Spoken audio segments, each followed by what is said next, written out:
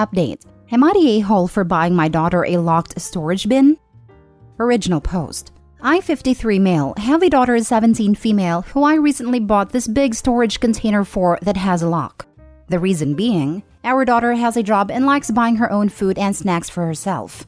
The problem is that her mom invites her aunt, uncle, and cousins over all the time, and ever since she started buying her snacks and leaving them in the pantry, they'd eat them without consulting her. She's asked them many times to not eat them, but they don't listen. For reference, she likes to order snacks from other countries as a way to broaden her horizons. She's also linguistically gifted and liked to try and read labels to help expand her vocabulary. These snacks can take weeks to get after she orders them again, and by then, her current snacks are gone.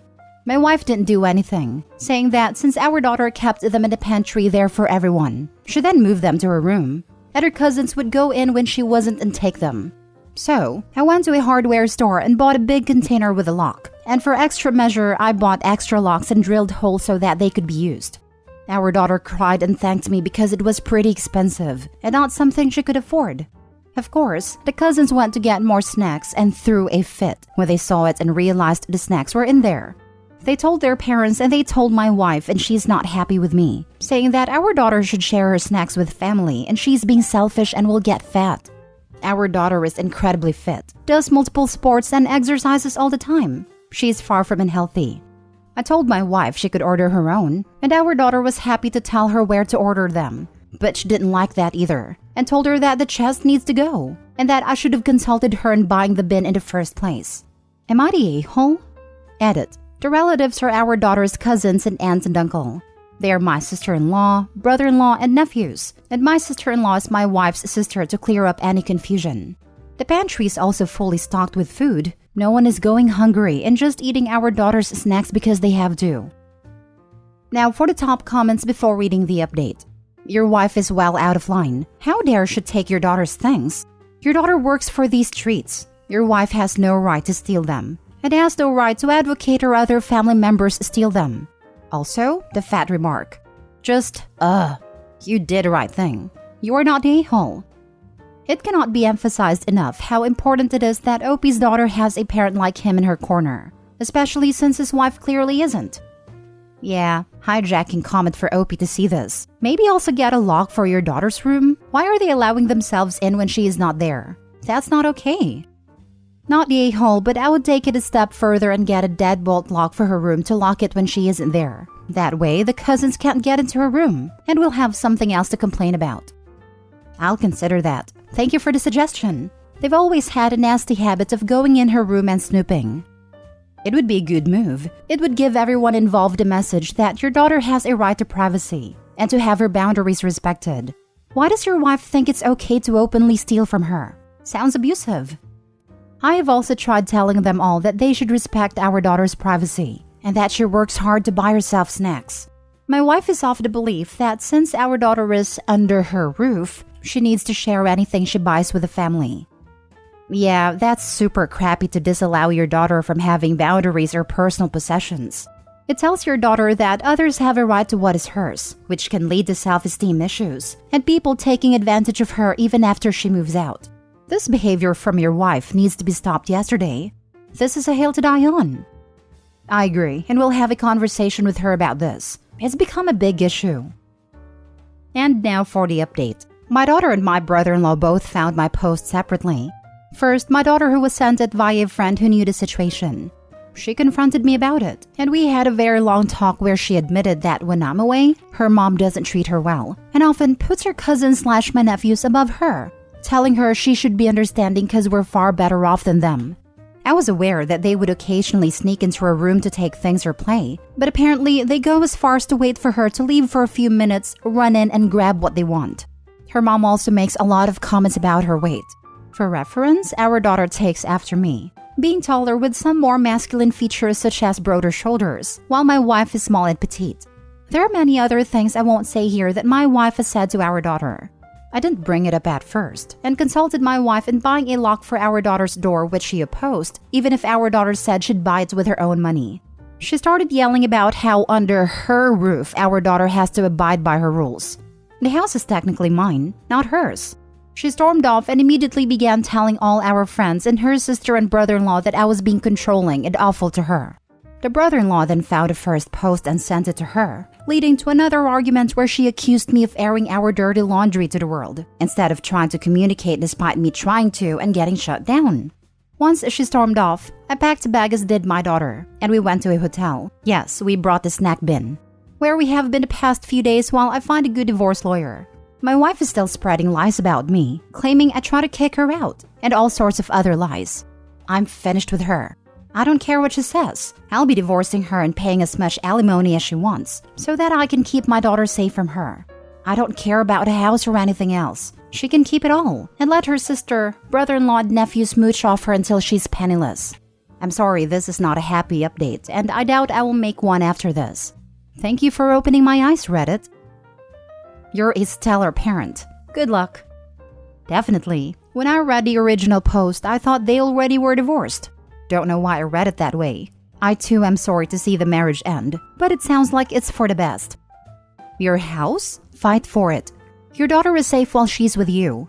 But if that is legally your house, then you need to reclaim it and kick the lot of them out. Don't give it up so easily. My thinking too. Great dad and all. But the way I understand it, if you leave the house, you're signaling you don't want it legally. It's your house. With your daughter to testify with how her own mother treats her, no judge is going to award her the house. Get the divorce attorney and document everything your wife is saying. Also, you may be able to use your post to back up your claims of how unhinged your wife is. Next story. Am I the a-hole for telling my brother that I think he made a wrong choice regarding what happened to his daughter and current wife? This happened 6 months ago, but it still have a big impact on my brother. 7 months ago, my niece, 19 female, was involved in a big car accident. Several surgeries were performed and she was in a critical condition for a couple of days. It was really scary, and she was admitted to the hospital Monday morning. She was my brother's daughter from his ex-wife. At the same time, his current wife was at the end of her pregnancy. She was in labor and entered the hospital Thursday morning of the same week. She really wanted my brother to be by her side through the whole thing, and it took around 16 hours. My niece woke up for the first time Thursday at noon. There were her mom, my girlfriend, and I. She asked for my brother, but he wasn't there. Then she woke up again in the evening, but he still wasn't there. So the first time I saw her was Friday morning. Everything seemed fine and we were all happy. However, after she was discharged from the hospital to her mom's house, she completely removed my brother from her life. She doesn't answer his calls or even talk to him when he visits. Last week, he came to me losing his mind. He told me that his niece told him, "Why do you even care? I woke up from my deathbed and I didn't find you. Nothing should have been more important than staying by your daughter's side when she was almost dying." At the same time, his relationship with his current wife is also strained due to this, so he asked me to give my honest opinion about what he did. I told him that I think he made a wrong decision, and his daughter should have been a priority. But to be fair, he had a very bad luck that the only hours he was there is when she woke up. He got angry and left. Am I the a-hole? Should I have told him that I agree with him so he doesn't feel more guilt? Now for the top comments. This was a lose-lose situation. He made a gamble and lost. As a parent, your child needs you. As a spouse, your spouse needs you. How do you choose? He was there but not when she could see him. At the same time, based on her reaction, there's some other stuff going on in the background that's not being said here. I can't give an opinion without knowing more backstory between them. If the wife and niece would both be equally distraught by his absence, then the brother's decision was a prudent choice. If he was with a daughter, then he was guaranteed to miss his wife giving birth. Whereas if he was with his wife, there was only a chance that his daughter would wake up while he was gone. There also is a decent chance that he wouldn't be there when his daughter woke up regardless, unless he was sleeping in her hospital room, which is a possibility but not forever. Not the a-hole. I understand wanting to be there to support your wife and wanting to see your baby being born, but that child will never remember his being there. But your niece will never forget him not being there when she awoke after nearly dying. I'm really shocked by the wife. I can't imagine keeping someone from their child's side when they were on the brink, and to force him to stay through the entire labor? Yeah, I can't blame your niece for needing space. I don't know how you come back from this. If your brother didn't want to hear your honest opinion, he shouldn't have asked you for it. I mean, birth can become a life or death situation at a moment's notice, whether for the mom or the baby. If it was her first baby, and especially if there were any complications / it was a high-risk pregnancy, I can kind of understand wanting him there and him feeling obligated to be there. What if she needed him to advocate for her? What if something went wrong? Birthing a baby can be a really scary experience depending on the circumstances. It's not just about seeing your child be born. I just feel like he was in a no-win situation. Can become. There's no question that childbirth can become a life or death situation. But his other daughter was in an actual life or death situation. Or at least that's how she perceives it. And that's how it reads. Not an easy dilemma for sure. But what's a husband going to do in a medical situation? I mean, really, what will he offer aside from comfort? This way, he chose to comfort his girlfriend / wife, who only had a potential to need it, over his daughter who certainly needed it. No a-holes here. How's that woman? I had an easy pregnancy and the birth went great. Until it didn't. My first child had been a C-section, the second normal delivery. As second was coming out, he got caught in some scar tissue causing me to hemorrhage. I did die on the table, and my husband had to make traumatic decisions in the spur of the moment. It was terrifying. Luckily, I survived. Without him there to make decisions, when seconds counted, I could have stayed dead, and my 2-year-old and newborn children would have been without a mother. His other daughter was in a coma. He had no idea she was going to wake up. In my situation, if he had been with his daughter instead of me, I would have not recovered. He was in a tough position. However, there was nothing he could actually do for his comatose daughter except watch her. He could help his wife. No a-holes here. I get why the daughter feels the way she does, but I don't think she's being fair. Dad was in an untenable situation and made the best decision he could at a time. Hopefully with time, daughter will realize that. I was wondering about this being possibly not an a-hole or no a-holes here until you said this. He had very bad luck that the only hours he was there she woke up. So he was there, just not when she was awake. The guy has a new kid being born and is juggling that with a kid unconscious with no telling when she would be waking up. And you come up with this answer? Yeah, you're the a-hole. Last story. Am I the a-hole for calling my sister cruel for her tattoo idea? Sister is 28, I'm 26 male. My sister Nora has always had a strained relationship with our parents, especially my mom. I am clearly not privy to the reasons because things are fine with me and my parents. When Nora went to college, she met her creative writing professor as a freshman and they got close immediately. They would do a lot together and worked closely on a few different writing projects. Nora never specifically said this, but it was obvious to anyone who saw them interact that they had a substitute mother/daughter type relationship, which hurts my mom a lot to see. I always thought she'd grow out of it or that the professor would move on, but 10 years later they were still very close. About a month ago, the professor died unexpectedly and it devastated Nora. She was really depressed over the holidays, which of course was all in front of my mom. It was a difficult reminder that Nora loved the professor as a mother way more than she ever loved my mom as a mother.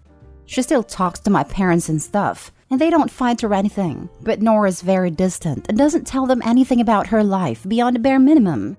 My mom tried to comfort Nora, but Nora was doing her distant thing and didn't want comfort. Something unfortunate that happened to Nora is that when she got the call that she died, she was brewing tea, and in the shock of the news, she spilled boiling water on her arm which burned her kind of badly on her wrist. I think the burn was like on the borderline of 2nd and 3rd degree, and definitely still looked pretty rough during the holidays. Nora said it was especially hard because in addition to the physical pain, every time she looks at it, she is reminded of the moment she found out the prof died, which I totally get. I was on FaceTime with Nora, and she said she talked to her tattoo artist friend who said that the burn should be able to heal well enough to get a tattoo over it. Nora then excitedly told me about her idea, which is a type of flower that a prof gave her a bouquet of for her undergrad graduation. My mom was so embarrassed that day, because she didn't get Nora flowers, but the prof did and Nora was parading them around so happy, and it was a reminder of their connection. I guess Nora and the prof exchanged these flowers for every special occasions like birthdays, etc. So now she wants to get a decent-sized tattoo in a highly visible spot of something that will remind everyone of the prof. I told Nora that this seemed really cruel to my mom, who already feels cast aside, and like she's in exile from Nora. And that's without a constant permanent reminder. Nora kind of scoffed and said, "I can't believe you think you have the right to tell me not to do this," called me an a-hole and hung up. And is still not talking to me except for a very brief text saying congrats for a promotion I just got.